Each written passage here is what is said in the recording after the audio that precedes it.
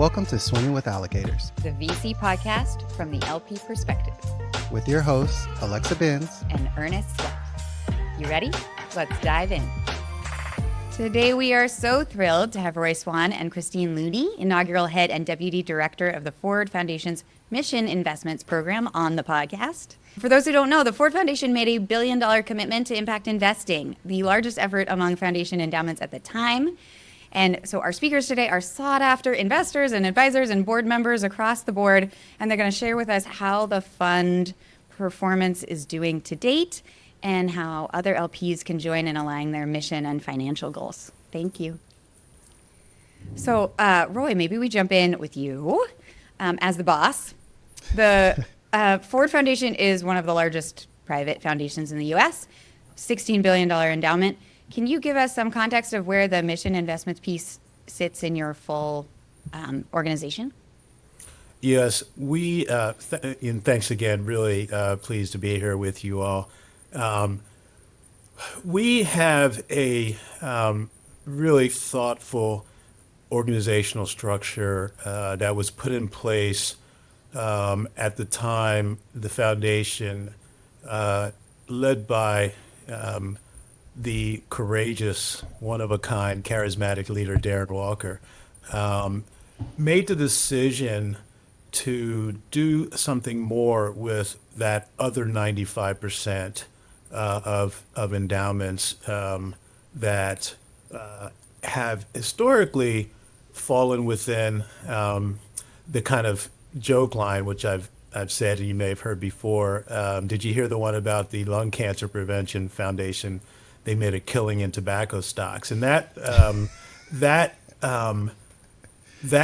dilemma was first noted by Clara Miller when she went to the F.B. Heron Foundation, and I always say, leave it to women to lead. And she convinced her board of trustees to look at that other 95% and consider how a foundation can use all its resources in a way that aligns with this mission.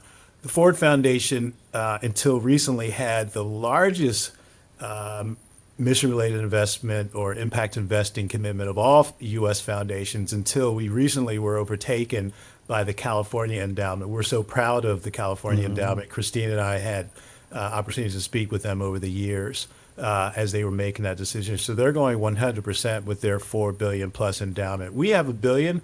It was 8% of the endowment at the time it was created.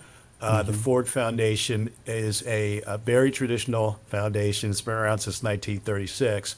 And Christine and I, we huddled together and we basically said, how do we make the most of this $1 billion? And we realized that, and I think a lot of people realize that it's not just the capital, it's your voice. And so the influence strategy, as we call it, is a very important element of what we do. And that's why we appreciate you all so much for giving us another opportunity to speak. It's mutual.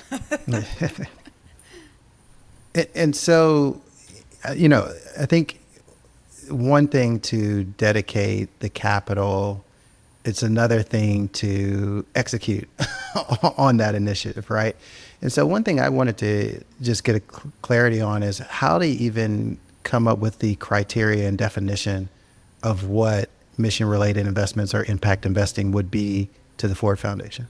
I'm going to step aside and let the brains of this operation take over, because Christine, I always thank Christine because she created my job essentially at Darren. Darren gave her the task, her and one of our colleagues, Ab Briggs. But Christine, why don't you talk about that year or year and a half process you led the foundation through?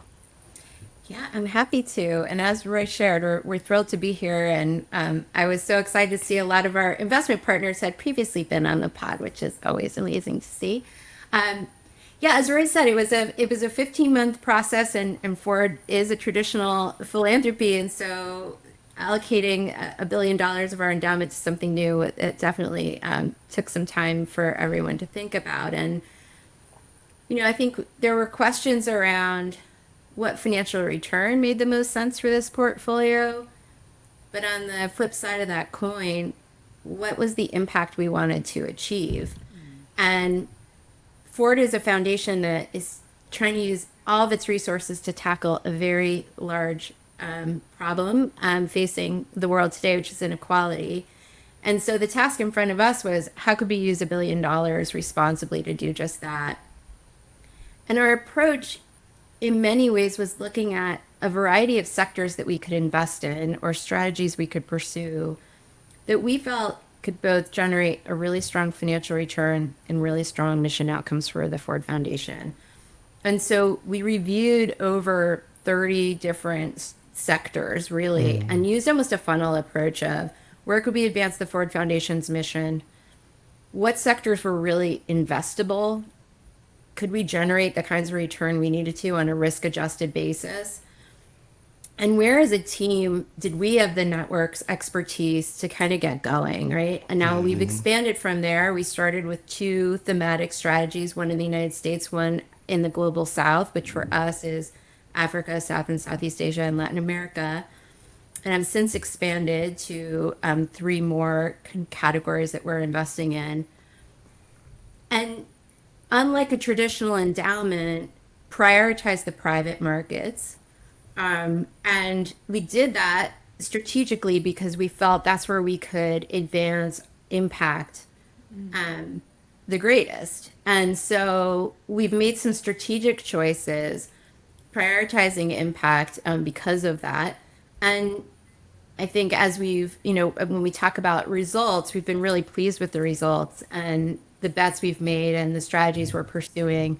We really feel like we have been able to deliver on these double bottom line objectives. The third prong for us being really making an impact on diversity, equity, and inclusion as another kind of impact that we want this portfolio to achieve as a foundation taking on inequality. Can you share any of those results? I think you're maybe 7 years in. We're 7 years in. I'd say, when we started this portfolio, we had 2 social objectives in mind. One obvious, I guess, to use the investment capital to achieve outcomes that align with Ford's mission. The second, maybe not so obvious, was that the board really wanted us to be an example, and as Roy said, use influence and engagement to encourage others to allocate their capital more responsibly. And a way to do that, of course, is for us to be transparent about what we're doing. We have been from the get-go in terms of the strategies we're pursuing, the problems we're trying to solve with capital. At the 5-year mark, we published the returns that we were able to achieve at that 5-year mark, as well as the impact outcomes we were able to achieve. And we noted, of course, 2 things. One, this is an endowment. This is a strategy unlike a traditional one in that we were heavily allocated to private markets and so benefited from that during the time period through which we invested. And secondly, it's really early. So while we received $1 billion, we've been investing that over time. And so we have only a very small number of managers who are even in year 6 plus of their own investment track record. So we remain investors for the long term. We remain really, really thrilled with, I think, the results we're getting, importantly, on both outcomes, financial and social returns. So, anything, I don't know, Roy, anything more to add on that? But Yeah, I'll add a little more because I want to go back to what Christine was saying earlier about the whole process of designing the program. There's a couple of things that are important, I think, for allocators particularly to understand. And I ran into this when I was at Morgan Stanley.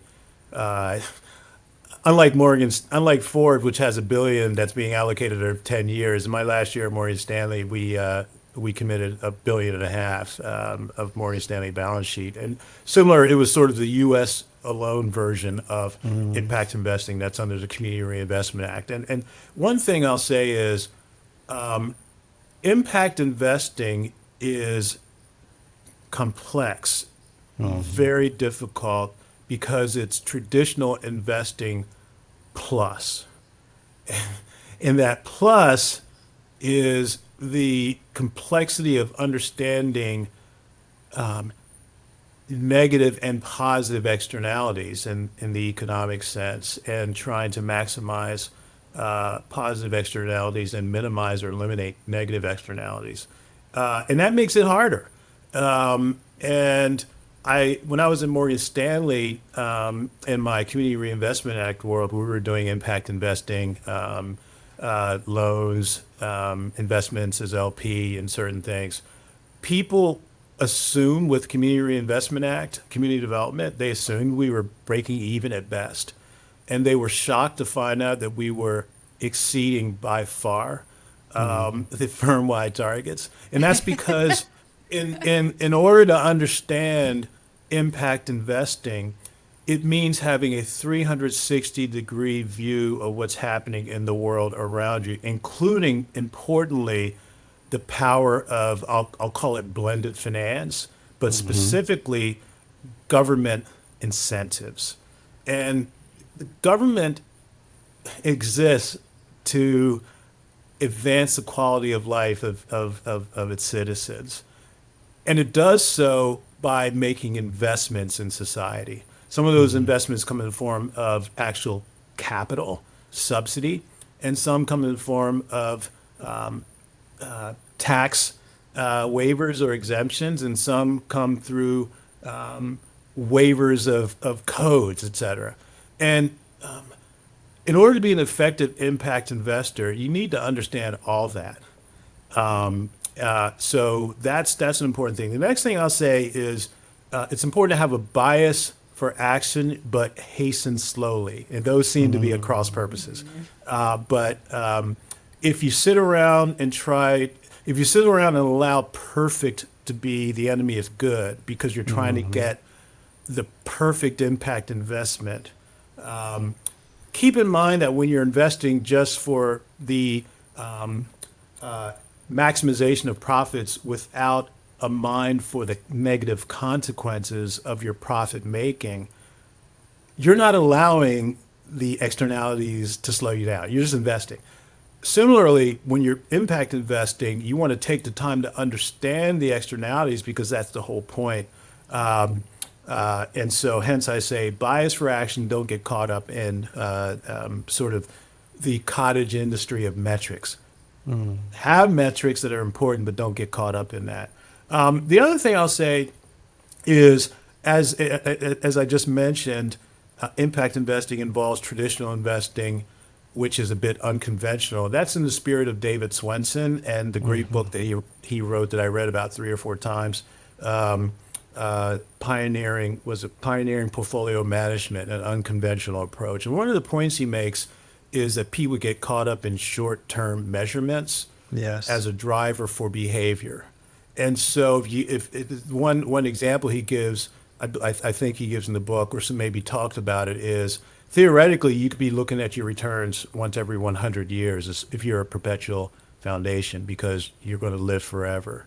And similarly, we've decided to release our results infrequently because we don't want people caught up in results. We are way too early. We won't really know our full capabilities until year 25 because you think about the way we're investing and the full maturity of all our initial investments. It doesn't happen until roughly year 25. But we expect that we may be disclosing every 5 years or so just because it's important to have that proof point out there. Our first 5-year showed 28% return. Well, people thought we'd be losing money or breaking even at best. Well, we were 28%. Now, Christine and I aren't sort of peacock feather strutting about that because we know it's early. But the point is to put the information out there as a data point because we want to excite people about the world of possibilities. Roy, I love that. And I love the, both you and Christine, the intentionality that you've put in the plan and understanding and the onus of like, we want to influence the entire, sector of allocators and foundations. This question is for both of you. Were there any anecdotes that you can think of from the first kind of couple years, first to 5 years, that have really that you would say are critical for foundations who know they want to do this, but they need the right, they need the right ingredients to actually succeed and even, making it to year 7 and on to year 25? There's this quote that I use sometimes. Christine's heard me say. I can't remember whether it was a high school coach or I saw it on like Sports Center or something. But anyway, it was any plan that can't be changed is a bad plan. And a plan that was changed in my very first MRI committee of the Ford Foundation board meeting was when one of our trustees at the time was a person we referred to as Mr. Murthy. He's the co-founder of Infosys, the big India-based IT services company. And the mandate was to have a single impact investing theme in the U.S. and a single theme in the Global South. And Mr. Murthy says, well, why not water? And I'm thinking to myself, okay, we were told multifamily affordable housing in the U.S., financial inclusion in the Global South, and you're asking us about this new area. And I immediately smiled and just embraced his living point that any plan that can't be changed is a bad plan. And he apparently saw my entry into the organization as an opportunity to double check about, is this the best way to approach things? And from that point, Christina and I went back into our laboratory and we came up with a couple of other areas that we thought would be additive but not dilute our ability to have impact. So I'll stop with that. Christine, you have a... Yeah, that's a great one. I'd say generally just... Why not water? This feels like a bumper sticker where you're like, we could... Exactly. Why not water? No, we still have not added water, but we won't get into that. Thankfully, other allocators have, so I know it's on the attention of many. I think this being flexible, and that applies to both, the strategies and constantly being willing to kind of pivot with the market, because this market is rapidly changing too, is one. Second, Roy said, don't let perfection be the enemy of the good. I think it's really important in this sector. We've taken the approach of, let's identify some big social problems that we feel can be contributed to with capital. Mm-hmm. But we're not trying to boil the ocean, and we're not trying to prove that, longitudinal studies for the families impacted by our capital. I'd love to be at that point. We're not at that point. So I think not getting too caught up in that and learning and being open to adjusting when things aren't working well. And because at the end of the day, most of what we're doing is betting on people and their ideas. And you just want to find those really, really strong partners who are aligned with you from the changes you want to see over time. If we can do that well, then I feel like even if we make some maybe less optimal choices along the way, we can kind of correct for them, right? I love that, Chris. Can I add? I want to add one more because, and Christine will forgive me because she knows I have this one of these thoughts on my like I can't shut up about it. One thing we do is we also try to help create solutions to problems that we see that are unaddressed. Mm-hmm. And we do that with both our endowment pool of capital, which has the fiduciary obligations around it, and the other pool of foundation capital, which is called program-related investment. And we're under law, we're allowed to make market rate returns, but that is not the primary purpose. It's catalytic capital. So one example of creating a solution is when we partnered with Morgan Stanley, my old team, and worked with a nonprofit CDFI, and we created a private equity firm at that nonprofit CDFI. It's called True Fund. And one of the things about our work is we we've been recognized by Harvard Business School. Our work has been featured already in 3 Harvard Business School case studies that are used to teach the students. And one of them is the Impact Developers Fund. And what we did, the gap was diverse, multifamily affordable rental housing developers had great difficulty attracting capital for their enterprises. Forget about the projects, but the actual enterprise. So we created a private equity fund with creative capital tools to serve those needs. And so that's one example. The other example fits into the both and category of work that we also embrace. And we try to think about both and rather than either or. But our quality jobs impact investing theme, which basically, what's the problem there? The problem is the deterioration of the quality of most working families in America for any number of reasons. Downward pressure on wages, the emergence of right to work states that actually mean the exact opposite of what it sounds like. So that's kind of the erosion of worker rights versus corporate power. We thought we could accomplish some good objectives through private equity. But the problem with private equity and this quality jobs theme, which basically says superior operational design and superior human capital investment can generate superior financial returns. The problem with that is that basically is saying great culture will deliver great operating results. Private equity is not incentivized to create great corporate culture. It's an antithesis. Time is the enemy of IRR, internal rate of return. So while we know that there are some players out there, I mean, one of our LP partners or GPs is Apis and Heritage. They have a great ESOP program. There's KKR. You've got Pete Stavros, co-head of their private equity there. He and Brandon Brahms have a fund called Ascendant, which is dedicated to broad-based employee ownership, and that gets you to quality jobs. We've decided to come up with a new concept that is to create the Berkshire Hathaway of quality jobs.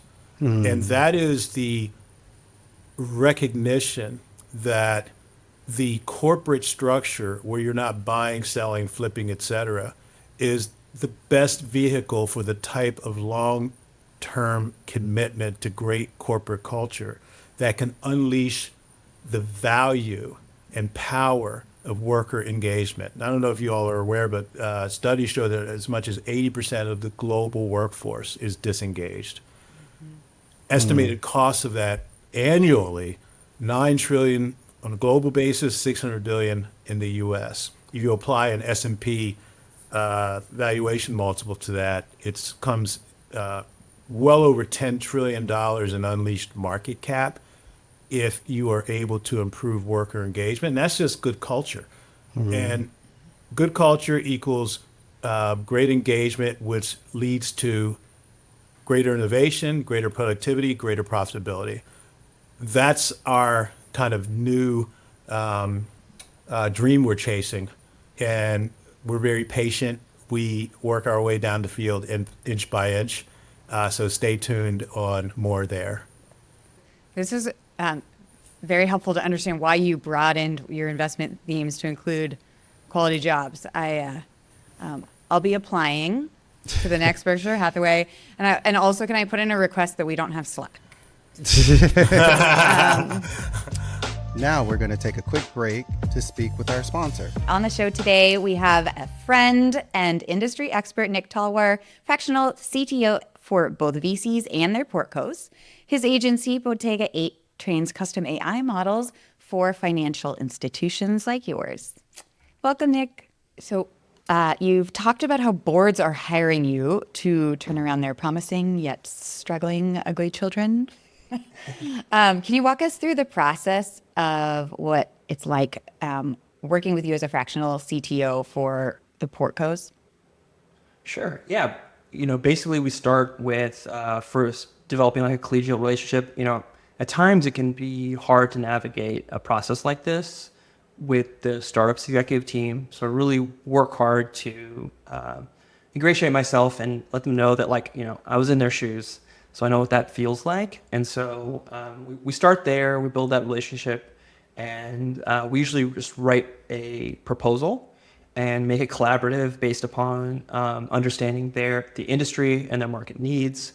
And I usually write a very clear proposal, write it out to the board, and the CEO of the company sees it, and we try to figure out like what is the best sort of 8-week timeline to really make appreciable results and move the needle on some business impact segments, or help them with a complex transition that they may not have context for. A lot of times it's like, the executive team has been working the startup for like 6 years or so, or 7 years, Yeah. and AI just came in as a freight train. And so a lot of that is about thinking like AI first in this pivot. And so we support them with that process, and then we check in and usually report out to the board and kind of broker and work together on a solution that helps everyone. And I know it's working well, and because about half of our engagements result in the CEO keeping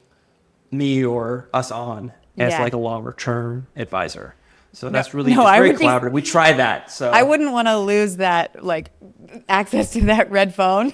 It's like, Nick. Yeah, exactly.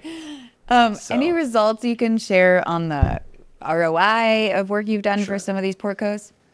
Awesome. Yeah, for one VC firm, we streamlined their due diligence process and added like long tail data and sophistication and some nuance around AI. Helped them develop like a technology prospectus around AI tailored to their industry, and it helped them decide on whether they should do follow-on funding Yeah. for Portco, or whether or not to lead a round. And that's like a really important nuanced decision.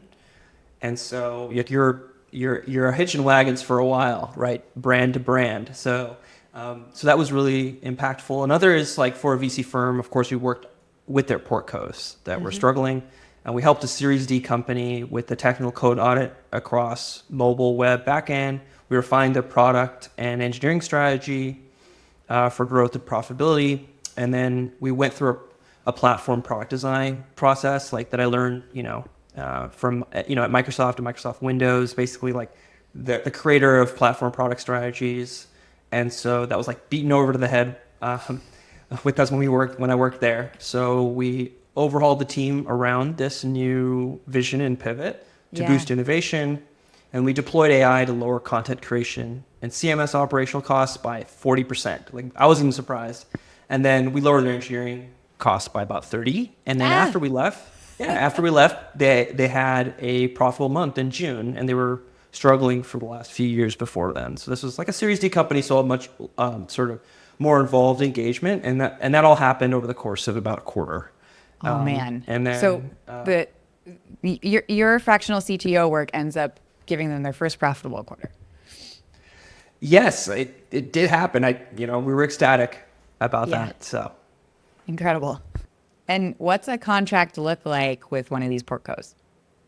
that's a great question. Like, we've learned over time that hourly isn't fun for us, and it's also not fun for our clients to be like, going back and forth, counting pickles of hours like here and there and sorting them. So we operate on a sprint-based model tied to outcomes and deliverables. Like, basically what I would want to Great. see, when I was a CEO, when I hired a consultant, quote unquote, I personally write every pitch and proposal for folks. We do an intake call and then like a follow-up. When we have like rubrics and templates and ask all these questions to really understand their business and their industry, and what their thesis is, or what the problems are that they're seeing with their portcos, if it's a portco. And then about half of our work is repeat business and a tight network referral. So this is best for our brand to like tell you what we're going to ship and actually do it. And so that way everyone's happy. And I mean, we came to this. It evolved. It took 12 years to figure this out, to kind of figure out like where we stand on all of this. So, and I think it's helpful for everybody. And final question, for investors listening, what advice do you have on how they can guide their founders on where to focus their AI efforts? So to answer this question, I'll split it into two buckets. Let's do short-term bucket and then long-term bucket. The short-term bucket we talked about a little bit earlier is operations. Everyone thinks AI is just a chatbot. It is the most potent operational automation tool we've ever seen. It can auto-magically refine accuracy in a lot of ways and across processes and give you that long tail context you need. And it can drive efficiencies. And it can suggest efficiencies, which is even cooler. Agentic frameworks help in this regard because you want to use, a lot of people think about just using one AI or one LLM model across everything. That's not, you want to like use 2 or 3 with different contexts, different teams using them. So that's really important. And you can streamline OpEx, right? And this really helps us to like really focus on that with our clients. And then, so that's like the short-term bucket. You can do that in a month and have appreciable results. Long-term, now, you really need to think about first, kind of rethink first principles around your business model, pricing, and new greenfield product lines with AI as a thought partner. The juggernaut of change is like kind of bearing down on us, this freight train of AI, and executives need to be ready to answer to their board, their customers, their partners, the public, if they're looking to IPO, of these threats to the business. Like, what are they doing to address this head on? And this is like a longer term question, and it's evolving, but the core principles of strategies are based on a technology vector, which is AI, that you have to understand kind of well. So investing in learning design is really important, and learning development, sorry. And so that's why we created a AI executive curriculum, because we're getting the same question. Frankly, I just got tired of answering the same questions all the time.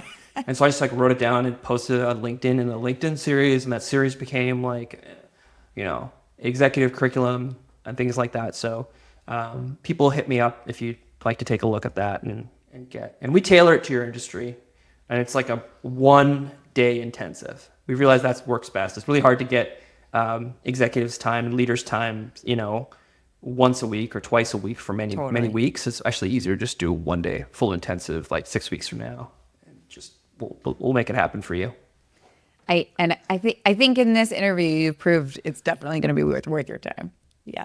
Hopefully, yes. And we're all learning, but yeah, I've dedicated a ton of time towards this effort, and it was like, for me, it was like a eureka moment when ChatGPT 3.5 took the world by storm. What was it, November 2022 or something? Yeah.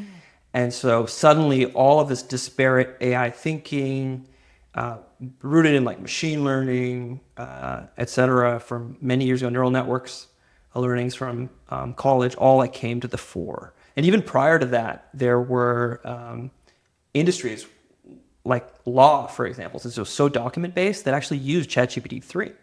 And we worked on projects with them. So AI has been disrupting for a while. And so, but yes, it became part of the public zeitgeist with ChatGPT 3.5. So it's been great to see it all coming to the fore today. Suddenly people appreciated everything you'd been doing all this time. Yeah. Our day in the sun.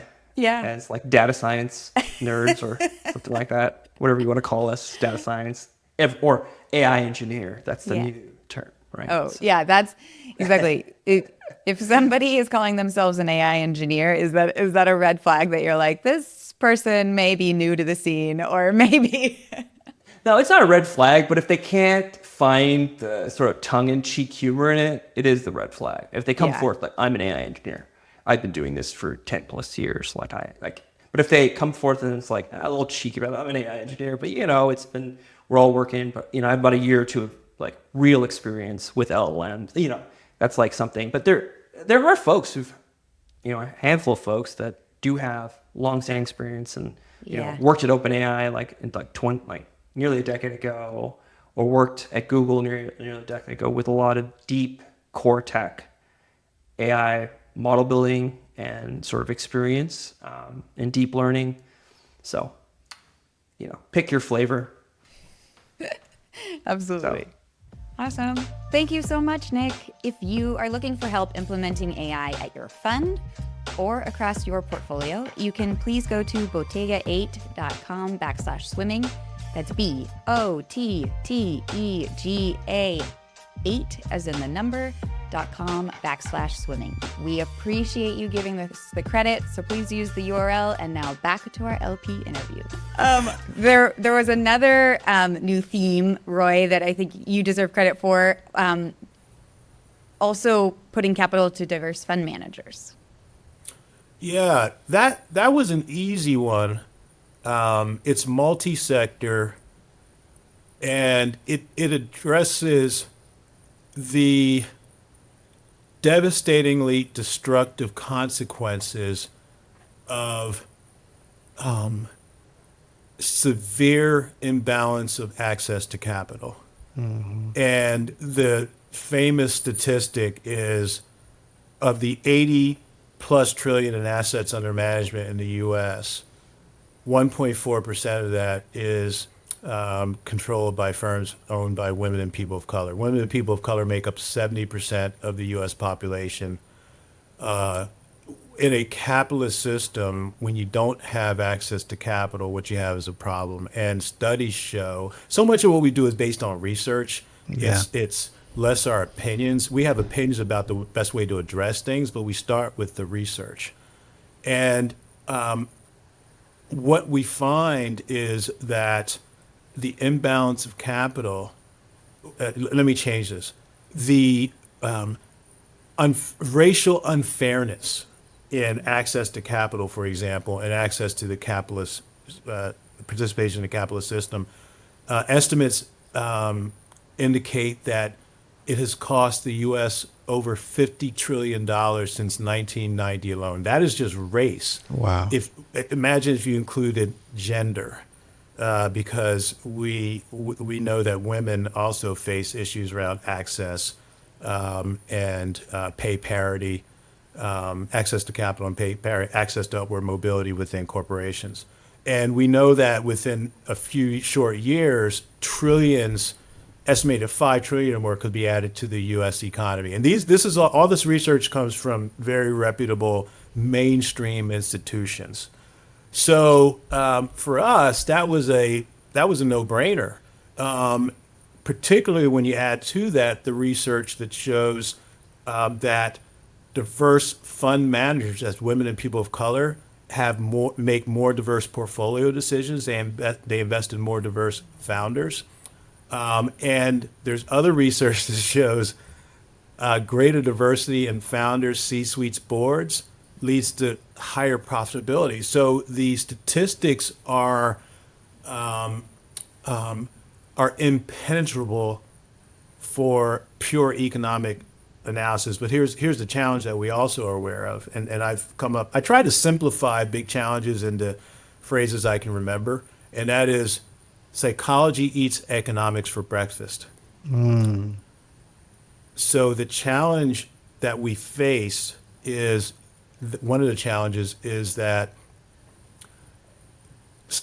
a Nobel Prize winning economist, Gary Becker, did research and found that in the U.S., and this is in the U.S., the power elite is really defined as white men.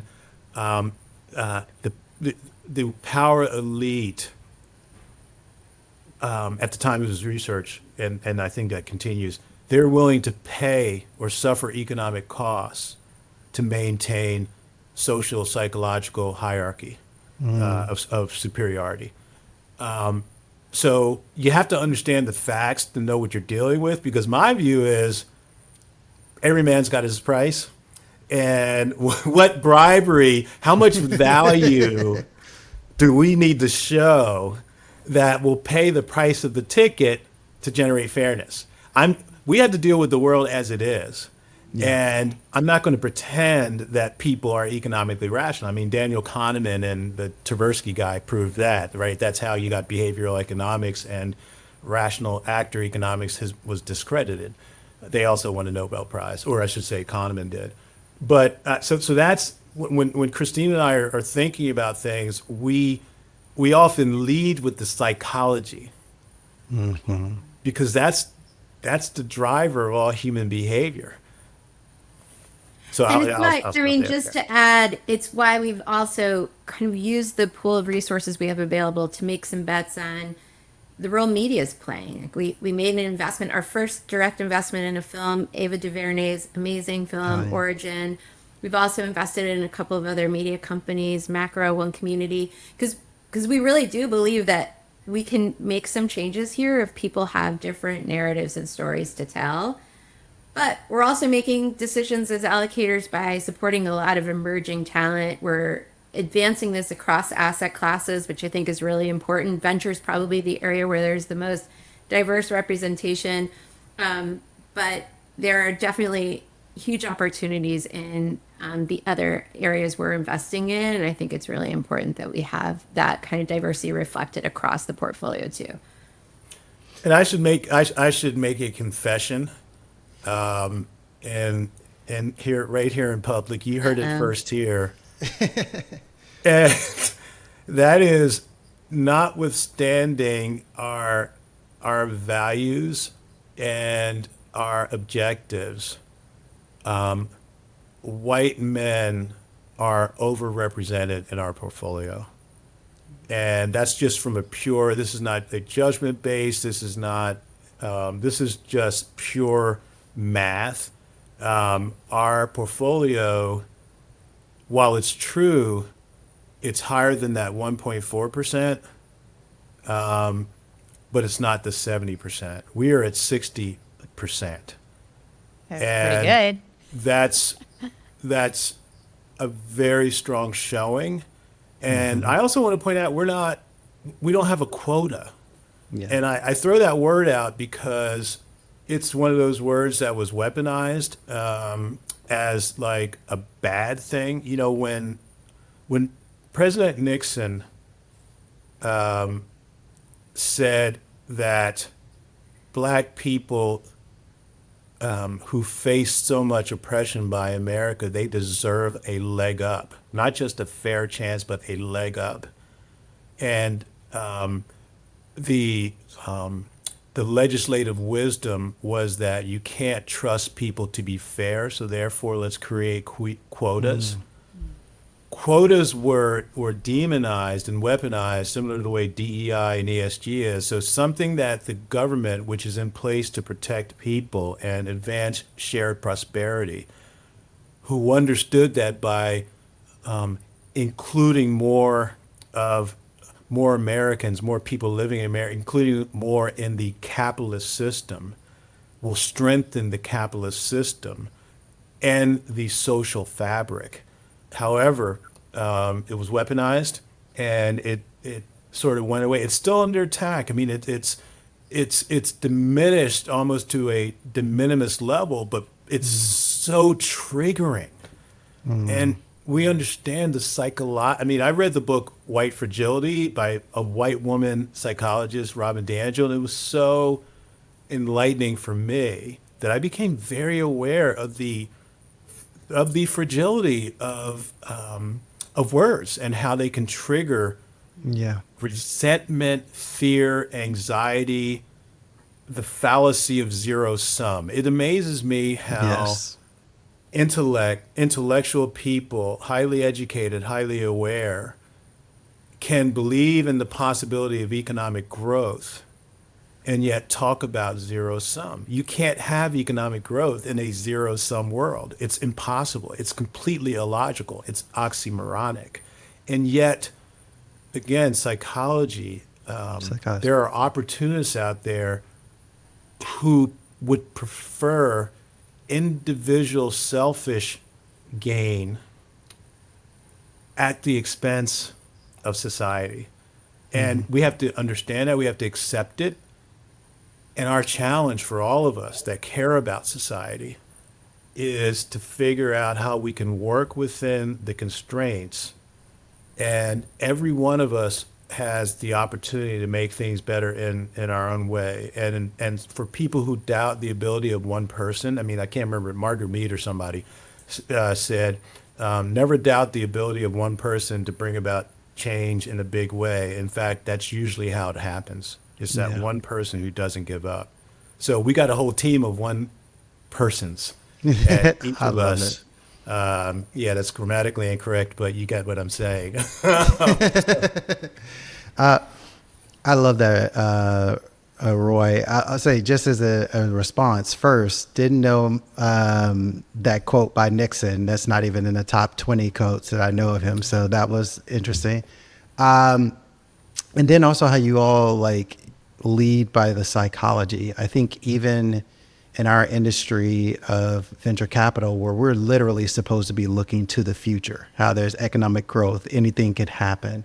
A lot of decisions are made with investments or personnel that seem very short-sighted and zero-sum game. And so even like the mavericks of the asset class of private equity have the same problem. So we're working on it ourselves. One question I wanted to ask was kind of to that end of psychology. Anytime you bring in kind of diverse fund managers, diversity at all, the immediate capitalist, I'm using that in quotes, approach is we don't want to lower the bar. So I was curious if you all have received any or even heard murmurings as you have this influence of have you had trouble finding the kind of market, rate returns for your investments in these types of fund managers or just overall in the mission? I mean, I guess the short answer is no. We don't believe backing diverse fund managers is a concessional strategy. Yeah. Nor have we experienced that in terms of our results to date. And yet, and Roy's better at quoting the research than I am, the research shows in most cases it doesn't even matter, right? I mean, I know Stanford and others have done research where they've kind of had a group of allocators look at the performance of a black fund manager and a white fund manager, and the black fund manager is overperforming, and yet they still back the white fund manager, and it's because they think that was a fluke, right? Like it won't be repeated. And so I think to the psychology of this work, we've just got to keep allocating, and people are going to come along and for different reasons at different times, and we need to just keep, I think, talking about this in our own experience and giving our portfolio of managers as much exposure to others that we can. Right. With time and cheerful persistence and message. Morgan Stanley Wealth Management, I think it was, did a huge study where allocators felt an overwhelming majority of allocators felt that diversity was important in their fund, but also an overwhelming majority thought that it would hurt returns. And the reason why I say I'm optimistic is because the values that are signaled by by them recognize the importance of that's the critical piece. The fact piece can be conveyed over time. And I understand that even when you have the facts, sometimes you might, it's a challenge. But I for your listeners, I'm going to give a couple of references to help them understand how we as humans are strengths and frailties. Robert Sapolsky, who's a neuroscientist at Stanford University, his highly accomplished author, focused on human behavior. He started out with baboons and gorillas, and moved to humans, and then Sheldon Solomon, and they all talk about the reality of human biochemistry that gives us the sense of tribalism and instinctive reactions that aren't necessarily good for the modern world. In fact, many are not. The most important thing is to understand that these things exist. We all have these instincts. And once you know you have them, the hard work that our ancestors have put in is how to suppress the instincts that were important for a hunter-gatherer, very tribal existence to the existence we have today, where we're better together. And cities were created for a reason, and that's because we are social beings at the core. We like being around each other. We have discovered and enjoy the collision of ideas and innovation that happens when we just bump into each other. And we all, without knowing it, sometimes we do know it, we can suppress our instinctual behaviors or tribal behaviors in order to embrace the types of behaviors that make us all better off. And I feel greatly enriched by having spent a significant amount of time understanding human behavior, because the economics part's easy. The statistics tell the story. Diverse fund managers, black fund managers, are more likely to outperform in the top decile. Now, mathematically, one reason for that could be the law of large and small numbers. Typically, you have smaller funds because you got less capital, and it's easier to outperform when you have smaller pools of capital. That's just the way things work. So I believe that over time, with cheerful persistence and engagement and exposure, and because once people come together, and studies have been shown, you show I'll pick on black men because I'm a black man. You show a black man in a hoodie in San Francisco, you show a black man in a San Francisco Giants cap, completely different reaction. One is feared, one is embraced. And that's our hard work, is how do we turn this pot into a brew of stones and water to an actual melting pot, because that's when we will all rise together. Are there any practical pieces of advice of things you all have done to either reduce that bias or even just welcome hearing about more managers? What are the things that other LPs can do to follow in your lead? I mean, a couple of things to just throw out there. One, we have an open kind of proposal inbox. So I think for many allocators, they kind of seek opportunities, and it's more closed on how you can kind of get in. And so that's one way we try to establish an open playing field. So you don't really have to know any of us to make that connection in, and we'll review the opportunity. Two, I mean, we really do benefit from having a diverse team with diverse networks themselves. And that's both from like age, ethnicity, geography. And it's a good check for us too, as we look at opportunities, to say, like, are we all feeling the same way for the same reason about this opportunity? And I think that's really healthy debate and ensures that we're constantly looking at everything we should.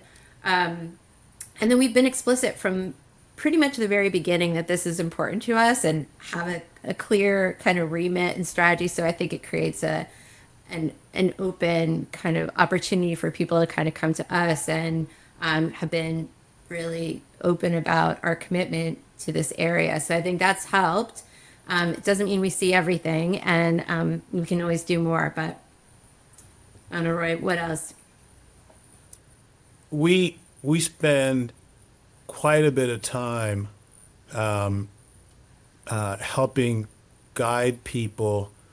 And one thing I learned, I was really fortunate to have one of my law school classes, literally just one class from a semester, with a guest lecturer, Charlie Munger. And I've written about this. Charlie Munger spent the whole class just doing an informal Q&A. This was 1991. And one of the things we talked about was, how do you get people to do things that they wouldn't normally do? And one of the things Charlie said that stuck with me is, don't nudge, don't badger, don't criticize, don't finger wag. appeal to their sense of greatness. And what we try to do is we try to help people understand that they have a chance for greatness through leadership. And sometimes when you're doing the right thing, even when there is a business case, you may be alone as a person who chooses a path, but you might be alone, but you might be that moral beacon in a sea of darkness that people are just looking for leadership. And we try to appeal to that sense. And in fact, I spent a lot of time reading history, and one of the things that I like to point out to people who get stuck on the notion of the invisible hand and, oh, well, markets take care of things, blah, blah, blah. I said, well, you're getting that notion from what you know about Adam Smith, but I'm going to guess that what you know about Adam Smith, who's the god of capitalism, I'm going to guess that you know, the half hasn't been told in the classes that you've sat in. So I encourage people to read, as I did, the original sacred text of capitalism. And there's two books, The Wealth of Nations, but there's also The Theory of Moral Sentiments. And what you'll find is that the person who uttered the term invisible hand once or maybe twice in that 1,300 pages used the term impartial spectator over 50 times. The impartial spectator is that little angel that sits on your shoulder and tells you, you know, that's not the right thing to do, or you know, you should really do that. And what Adam Smith said is, you can have no sustainable economic system without morality, without progressive taxation, without appropriate regulation, and without taking care of your community. That got excised from the notion of capitalism that was set forth by people I refer to as free marketeering opportunists. Yes. So common sense for those of us that are steeped in normal Western moral norms. Common sense tells you, you know, the golden rule. And that's true in capitalism. And we know that from engagement. Engagement is basically fairness, morality, which underpins the business case. So that's a lot, but we try to walk people through in ways that will give them the information, the awareness that will make them more confident leaders aspiring for a sense of greatness.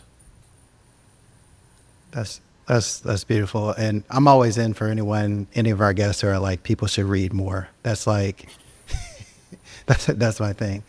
I think we've been talking and speaking to one half of our audience a lot today, the allocators, which have a lot of influence. But I want to end by, asking both of you, a question or just parting thoughts for all of our fund managers. So, in venture and across, I feel like all asset classes, it feels like we're at an inflection point of diversity within these. Roy, you mentioned the number of like only 1-2% of all capital managed.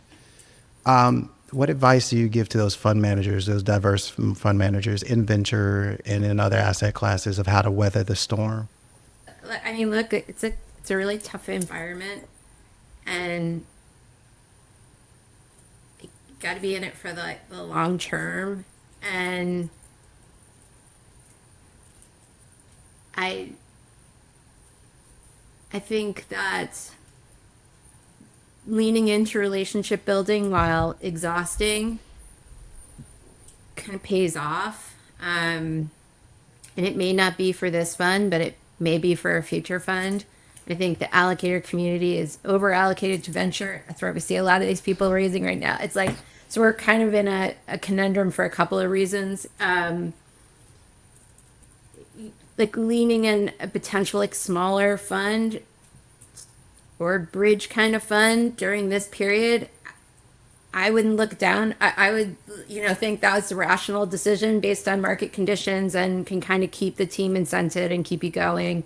And I guess, look, for as much as this is also a market where people may be taking an opportunity or advantage of these managers, and I think be cautious of that.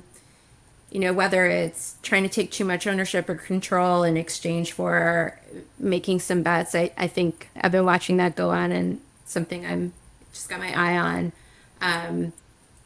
And maybe the last, while I know it's not something anyone wants to hear, is being open to some merger consolidation opportunities. There are a lot of amazing platforms right now, and it's tricky for sure to find the right partners at the right time to make that work. But if you can, I think there's some great economies of scale to be had, and it has the potential to expand your LP base in a way you wouldn't be able to achieve otherwise. So those are a couple of thoughts. Roy, what do you have?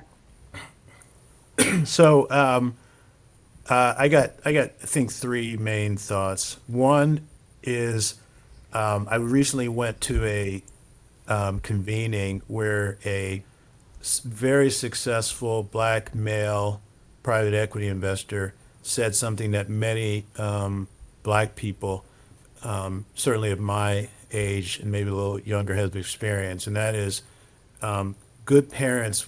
Good black parents will tell their black children, you have to work twice as hard to get half as far. Now, what was fun about this private equity manager who now has over 10 billion in assets under management, he said, the reality is you got to work in the assets under management business, investment business, you got to work 3 times as hard to get 25% as far. So I can't tell you the number of people of color and women of any race who come to our offices and say they're going to raise, I'm making up a $250 million fund in a year. I'm like, and why do you think that? Oh, that's what everyone's telling me. And who are the people that are telling you? And I'll get precise. What are the demographics? Oh, they'll name, Bob Smith, whatever. It's a bunch of white guys. I'm like, listen, I love white men, love them. But you got to look at the world as it is. The white man's experience is different than your experience. So that's number one. Number two, the best partners are relational, not transactional. And the best partners like GPs who are relational, not transactional. So that's the other thing. A lot of GPs will come in, they'll do a pitch or 2 pitches, and they'll say, okay, where's our money? There are some people who will do that, who will, are transactional, but that's probably not the partners that you want for a number of reasons. And the third thing I'm going to say is make sure you understand what your objectives are. I mean, just be crystal clear, transparent with yourself, even if you're not transparent and honest with anyone else. If your goal is to be an investor that makes money really quickly, your best bet is hedge funds. That's the structure of the business. If you want to make a lot of money, but you want to do it safer, not quite as interesting, probably a little boring because you're looking maybe at mature cash cow businesses, that's private equity. Lamps are us coming your way. Hey, that's it. And then if you want among the most, first of all, anything can be interesting if you really are engaged. But the thing about VCs, you're talking about new technologies, new products. That's super interesting and fulfilling. So if you want life fulfillment from engaging the brain in unique new opportunities, but venture capital, but it has the lowest opportunity to make money, and it takes forever to make it. So a lot of people, and I've seen, I'm old enough to have seen several of these cycles. People make a few personal investments in new companies. They make some money. They think they're really sharp. They're swimming out there with the best of them. And as Warren Buffett and Charlie Munger say, when the tide comes in, you can see who's swimming naked. And the reality is it's easy to be successful when the wind is at your back or the tide is rising and your boat is lifted. But when the wind is in your face, you get the tough lessons. So I'll stop with that. Oh man, we're actually going to be putting together the Roy Swan recommended reading list. Yes. Exactly. We should. Yeah. It's longer than what he shared today. Exactly. Your required reading. Should you be actively pursuing a career in venture capital, these are your must reads. Thank you, Roy, and thank I you, love it, Christine, Roy. so much. Thank you both. Thank Yeah, you. Thank you. See you later, allocator. After Portfolio Tile, Investing with a Smile.